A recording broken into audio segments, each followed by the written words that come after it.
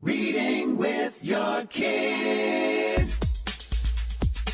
Hola, ni hao, konnichiwa, assalamu alaikum, shalom, jambo, bienvenidos. Hi, my name is Jed Lee, and this is the Reading with Your Kids podcast, coming to you from the beautiful Reedville neighborhood in the southwest corner of Boston, Massachusetts. We are so excited that you're here today. This is another STEM Tuesday edition of the podcast. We are welcoming back our friend, the Dean of all things STEM and STEAM, Jennifer Swanson, for a look at science and poetry. Before the STEM Tuesday episode blasts off into the podcast sphere, we want to let you know that this episode is brought to you by Dr. Connie Tate and her wonderful children's books, Scooter Boy, Roll On, and Sylvester's Catastrophic Tale. It's summertime. It's time to read. Curl up with a book. There's no better deed. Reading is magical. Just open a book. You can travel the world from your own cozy nook. And if you're looking for some great reads to curl up with your kids and read this summer, make sure you check out Dr. Connie Tate's great books. You're going to love the characters that you meet in her books. Ren, the star of Roll On, is inspired by Dr. Tate's granddaughter. Cal in Scooter Boy is everybody's favorite, and everyone will just root for Sylvester's safe return and Sylvester's catastrophic tale. All of these books are available on Amazon or by going to Lucky Jenny Publishing, Inc. And don't forget to check out Dr. Tate's website, www.rollonreading.com. If you go there, you can download some great free activities. That's Dr. Connie Tate, Roll On, Scooter Boy, and Sylvester's Catastrophic Tale. And we also want to let you know that this episode of the podcast is sponsored by Mommy's Big Red Monster Truck, a Reading with Your Kids certified great read that was written by Allison Paul Klakowitz. Every kid knows that mommies are the greatest. They feed us, they take care of us, they love us with all their hearts. But did you also know that moms can be so wicked cool? One little boy sure does. His mommy drives a big red monster truck, and it is awesome. It bounces and smashes and takes him on amazing adventures all across the great USA. In her truck, they can do anything, they can go anywhere, and best of all, they do it together. It's Allison Paul Klokowitz's Mommy's Big Red Monster Truck, a Reading with Your Kids certified great read, now available on Amazon. And last but not least, if you're listening and you're a fan of our STEM Tuesday editions of the podcast, and you absolutely want to check out the Nature Club. That's right, the Nature Club is also sponsoring the Reading with Your Kids podcast. This is a series of nature-based books for middle grade readers that was written by author and wildlife biologist Rachel Mazer. The Nature Club is made up of a diverse group of 5 friends. Each book in the series tells the story of one of the kids and how they approach a challenge of growing up. And these challenges include moving, parents divorcing, and health issues. Their stories run in parallel with stories about wildlife and the challenges that wildlife face, including migration, metamorphosis, and foraging for food. Each book ends with the kids finding ways to take simple actions to help themselves and the wildlife that they love. Readers learn about the natural history of birds, monarch butterflies, bears, raccoons, frogs, and bobcats. And at the end of each book, there are discussion questions and a section on additional information about the featured animal. For more information, you can find the Nature Club on Facebook or Instagram at The Nature Club Books or on the internet at natureclubbooks.com. Joining us right now from Jacksonville in Florida, one of the most fun places that I've visited. She is the Dean of all things STEM and STEAM here on the Reading with Your Kids podcast. Please welcome back Jennifer Swanson. Jennifer, how are you? And why did you start laughing when I said Jacksonville was a fun place? No, it is. I didn't know that you visited here. Oh, so. Yes. I've been down there. I've done a lot of performances at rural schools in Northeast Florida. Oh, and, I didn't know that. Yes, cool. yes. And Jacksonville is the only place I like staying when I'm doing those shows. And well, no, we love Jacksonville. We've been here, oh gosh, over 20 years. It's a really fun place to live. Although right now it's like 100 degrees because the humidity is like 90%. So maybe we're not enjoying today so much. Okay. but no, I didn't know that you visited here. I did. And we really, I had no idea how rural some parts of Florida are, and they're very rural. And there's not a lot. So usually there's the hotels in Jacksonville make it accessible, and it's fun, and it's and I've performed in a number of the schools in Jacksonville itself, and so, but it's a really cool place. And Florida is interesting. I think I've mentioned it on the show before. It's the only place in the world where the further north you go, the further south you are. And that might not make sense until you visit. So I'll just let you visit and then figure it out. I'll agree with that assessment. Yeah, it's well, and the thing is like most of us we're transplants. Like a lot of people that are in Florida are transplants. So, my husband and I grew up in the Midwest. And then we came here with the Navy when he was in the Navy, and then we just stayed. And that happens to a lot of people, or a lot of people come down here to retire because the beach here is amazing. So, it's a really good place to live as long as you can handle the heat. It's really the humidity that kind of gets you. But, on the other hand, we have sun pretty much every single day of the year. So yes.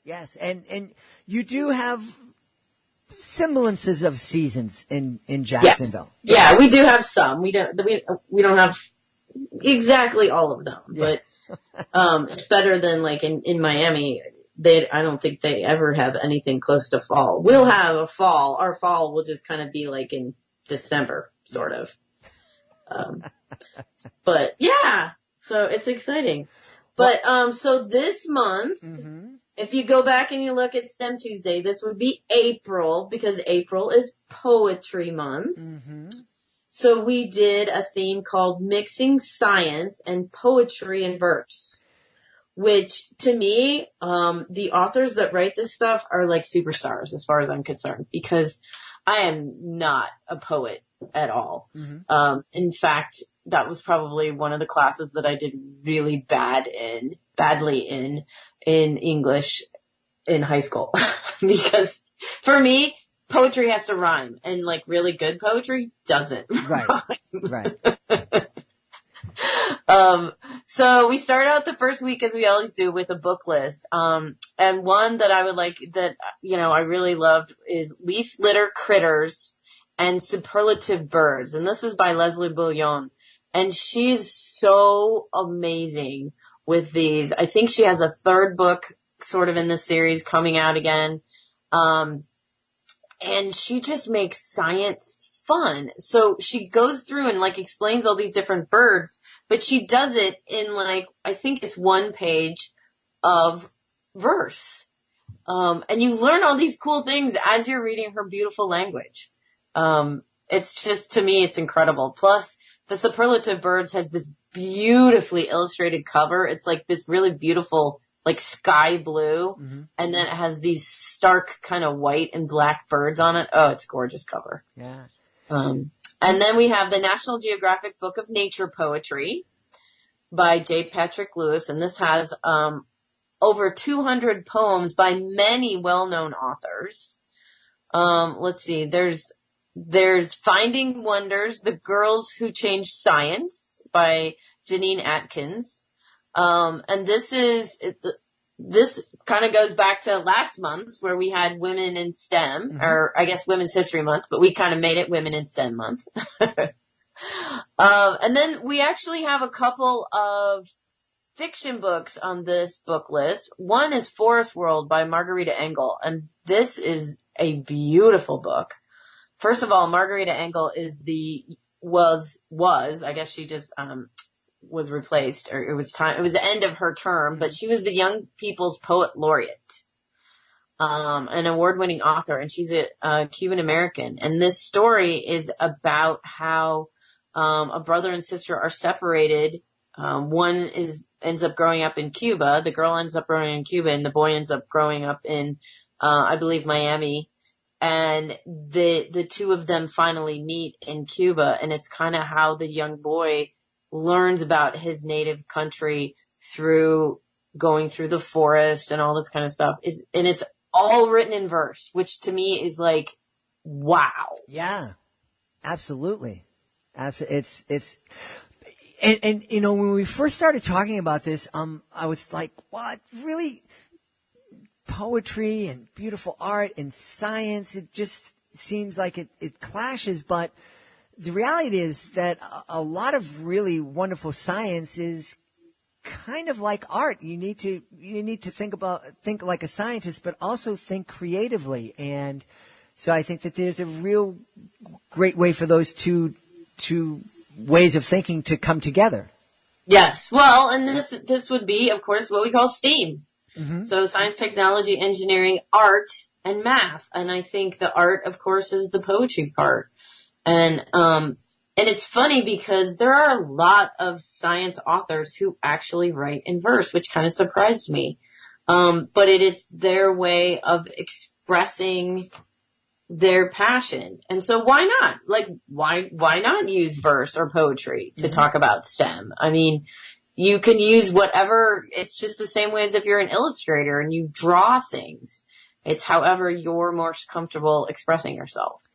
And having that diversity of expression is a real service for families, because there may be kids out there who are really big fans of poetry, and this is a way to get them, to introduce them to the STEM fields.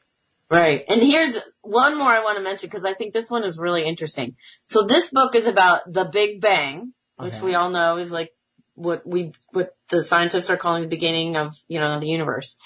It is the Big Bang, the tongue-tickling tale of a speck that became spectacular, by Carolyn DeCristofano. And she's one of our STEM Tuesday team. But I just think about that for a minute. So this has an alliterative verse in it to describe the Big Bang. I mean, it doesn't get more steam than that, right? Absolutely. Yeah, that's crazy. I mean, I'm just like, wow. And also because the Big Bang, if you talk about particle physics, that's some of the most complex physics that we have, that we know of. So this is a really amazing book. So I would recommend people check that one out. That's great. This is one of the things I mentioned this before. I love STEM Tuesday, and I love the fact that you can go to STEMTuesday.com and just kind of search and find lists and lists of incredible books about science that cover all sorts of topics. Yes. Exactly. So week 2, we actually kind of moved a little away from what we normally do. Instead of doing kind of a classroom-based activity, we talked about how there were, 6 of us of the STEM Tuesday team were at the National Science Teacher Association conference. And it was pretty amazing. The National Science Teacher Association had their first ever what they called linking literacy event.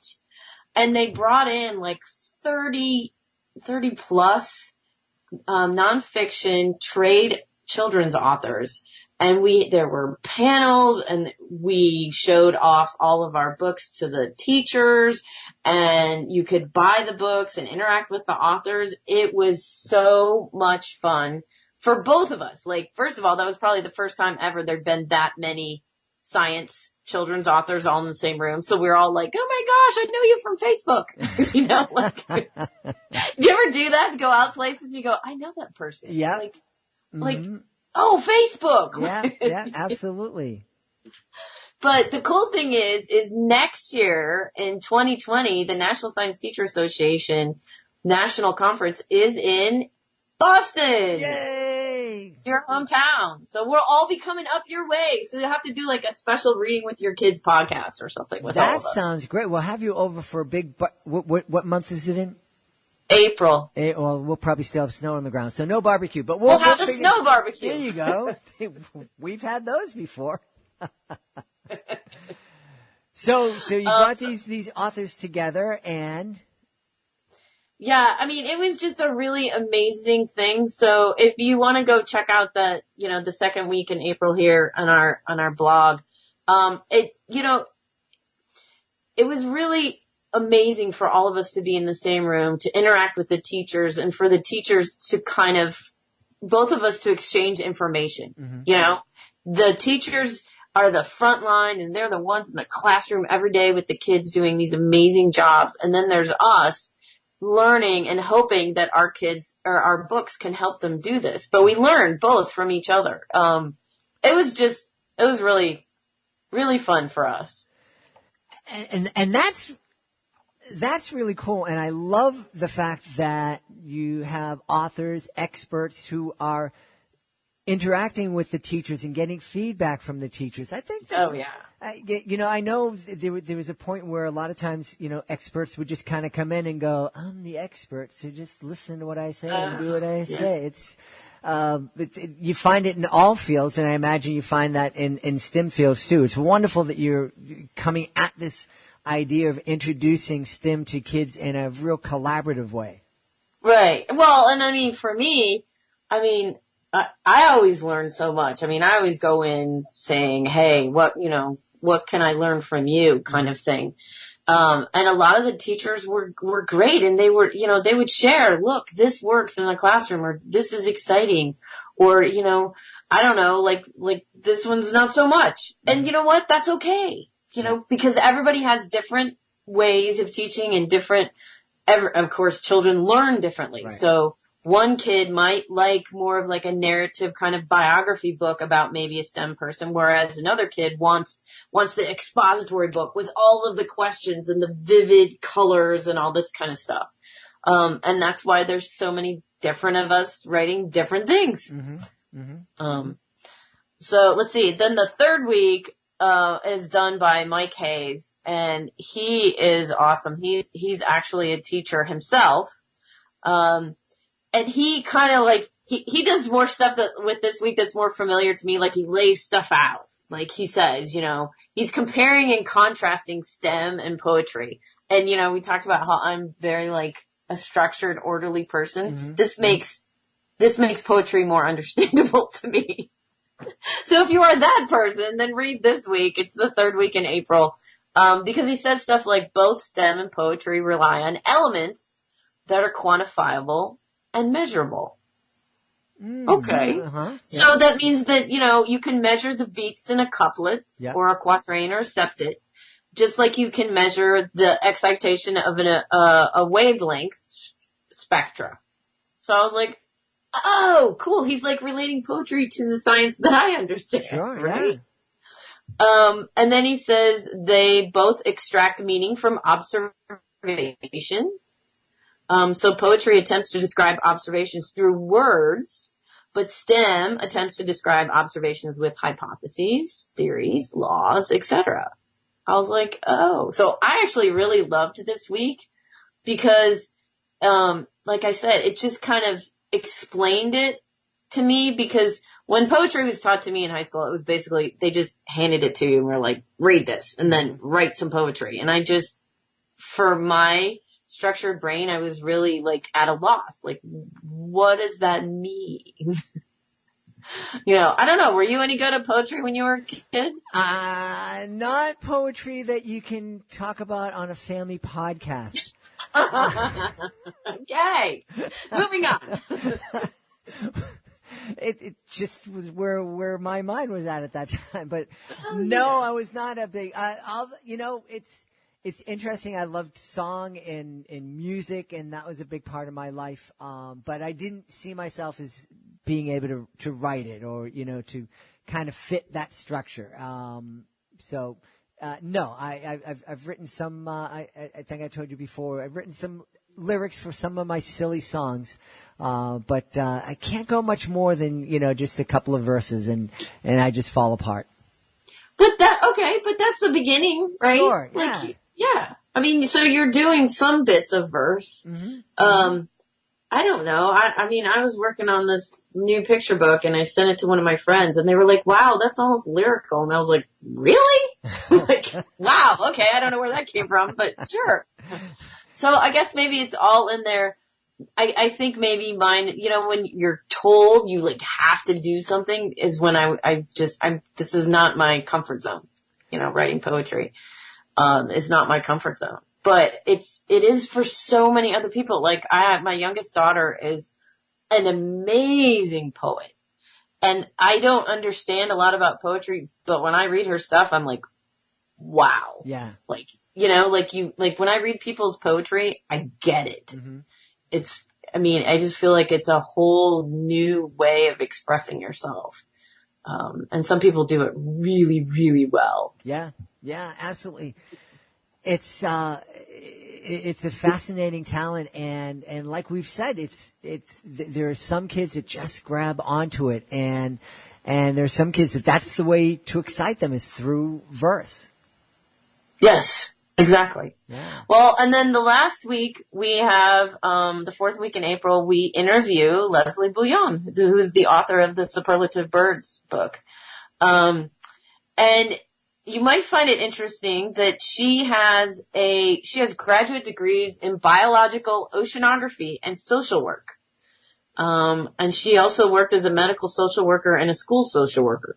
So here is an example where, and we've talked a little bit about this before, but I know I've dealt with this with my kids is they feel like, okay, like I went to college, I studied this topic, like this is what I am for the rest of my life. Mm-hmm. No. Mm-hmm. I mean, look at her background. Right. And that's something I think kids need to understand is that, yes, you need to pick a major, of course, to get through, and you should pick something that you hopefully are interested in. But you can get out in the real world and decide that you hate doing that. And my brother was a civil engineer, graduated. He actually worked in civil engineering, going through college to help put himself through college. Got a job as a civil engineer, worked out in the quote unquote real world for a year, hated it, went to law school. Now he's a lawyer. And he's been a lawyer for 20 years and he loves it. Yeah, well, I had a similar, I went to college for social work. And and came out of that and was working with kids in detention centers and working doing family therapy and then work with kids with severe developmental disabilities and said I can't do this anymore. My brain is starting to melt and it's like, so what are you gonna do? And I'm like, well, I think I'll be a clown. And then people said, your brain did melt. Oh my goodness.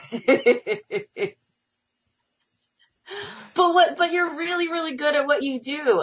And your passion for what you're doing now, like, comes through, and that's hopefully what kids can find. And not always initially, because sometimes, as well as I do, sometimes it's about taking the job and paying the bills. Sure. Mm-hmm. But if you can get to a point in your life where you're able to pay your bills with what you're passionate about, then it's like, yay. You've made it. Yeah, what's the expression? Find a job that you love and you never work a day in your life. Right. And, and I feel that way about the job that I do as a children's author. This is like, it's funny, like last week, how Facebook reminds us of all of our anniversaries. Mm-hmm. So 9 years ago, like last week, I accepted my first, contract to write 2 nonfiction science books 9 years ago. I'm like, wow. In some ways it feels like forever. On the other hand, it feels like it was just yesterday. And I've come a long way and I'm so, just still grateful for the process and where I am now. I mean, it's pretty amazing. Well, I think as parents, it's important for us to support our kids and the reality is there are bills to pay and, you have to trade that time for money and so you can pay the bills. But I think if we can encourage our kids to find something that they love and encourage them to understand that you don't have to have the shiniest, the newest, the biggest, if there's something that you love to do and you can do it, you can adjust your lifestyle to live within and that passion. Right. Or I know a lot of children's authors who have like full-time jobs. A lot of them are teachers, Sure. and they get up at like 5 o'clock in the morning to write, so you can fit around, you can still do what you love to do. You just kind of have to fit it around, your job, which I'm not saying is easy because time is difficult, but if you truly love it, then you can find a way to fit it in. And I think that's what these authors have done with their, poetry and verse. They've taken their really huge interest in science and STEM, and they've applied their passion of writing poetry to it. And for me, I just think this is so incredible. Yeah. Well, I'm always amazed and impressed by people who can do things that I can't. Exactly. Yeah, and I can't do that. And it's just really it's wonderful, and I love having conversations with folks about the things that they can do that I can't do, because usually they're so passionate about it, and that's just fun hearing about that. But also just folks who are passionate about something that you can't relate to see the world in a slightly different way, and it's always helpful to see the world from a different perspective, I think. Oh, absolutely. Absolutely. Yeah. I think you learn so much from other people. Now, one of the things that I've learned from talking to you is that people can win autographed books by going to stemtuesday.com. Yes. So the fourth week of whatever month you're in, because, we tape these like kind of after they've come out, then you can go to the fourth week of the month, and that week there will be an interview with the author, and all you have to do is leave a comment in the comment section, and you will be entered to win an autographed book from the author. The author will send it directly to you. And the best part is your chances of winning are very high, because sometimes we only have like 8 or 10 entries. And we've had some people win it a couple of times. Yeah. So don't forget to go do that. And you don't have to write a paper. It's just, I like this topic. Yeah. Or you could just say, hi, I want to win the book. I mean, it doesn't matter.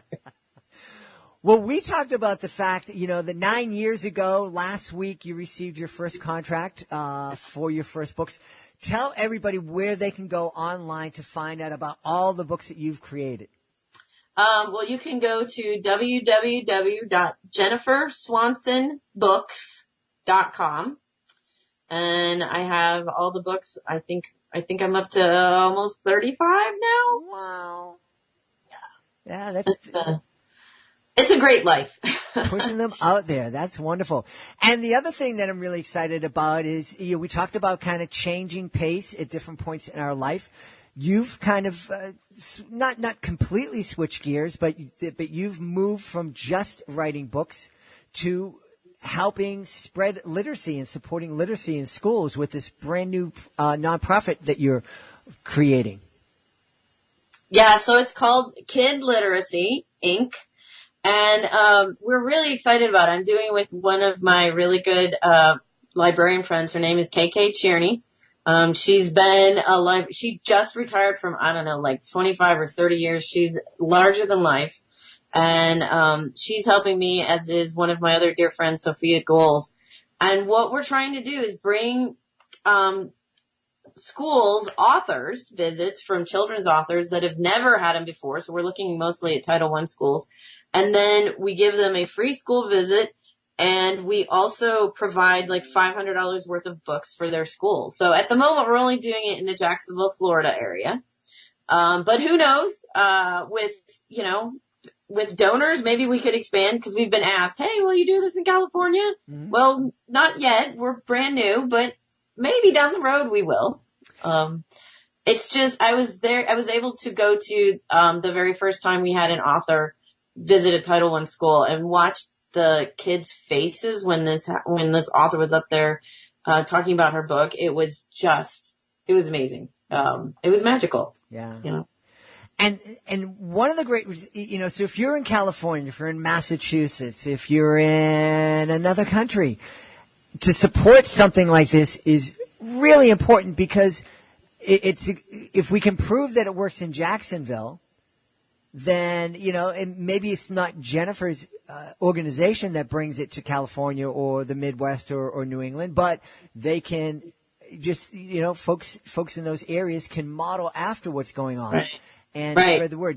Jennifer's not creating this to get rich and just become the McDonald's of literacy. No.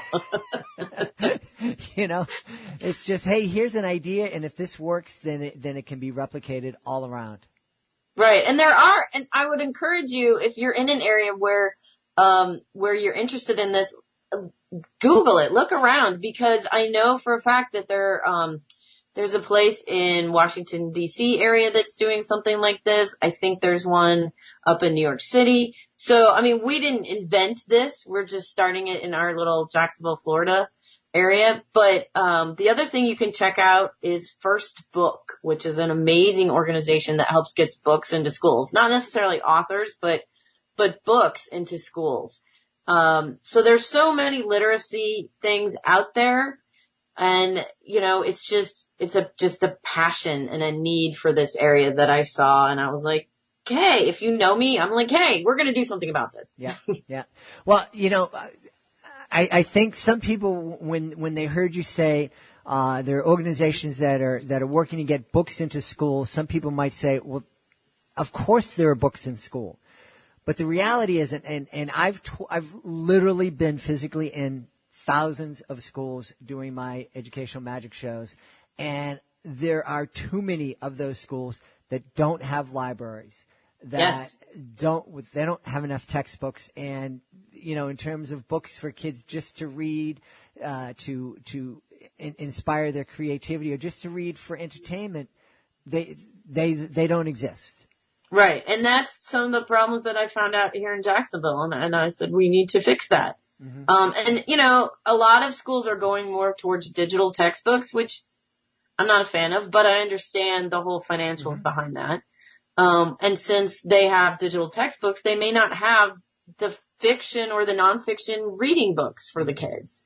And I completely understand the financial constraints that schools are under. So that's where the rest of us hopefully can help out and, put these, because like I said, if you've ever seen a kid be given a brand new book who can't afford to buy one or whatever, it just warms your soul. Yep. They just love it. Mm-hmm. Mm-hmm. That book could change the trajectory of that kid's life. That's very true. Yeah. That's very true. Awesome. Well, I am really happy that I get to spend time with someone like Jennifer Swanson so that I can use the word trajectory intelligently in a conversation. I may not pronounce it right, but good job.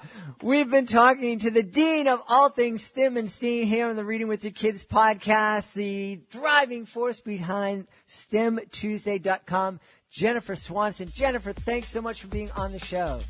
Thanks for having me, Jed. It was great. Please be sure to join us for the next edition of the Reading with Your Kids podcast. Our guest will be Kat Blount.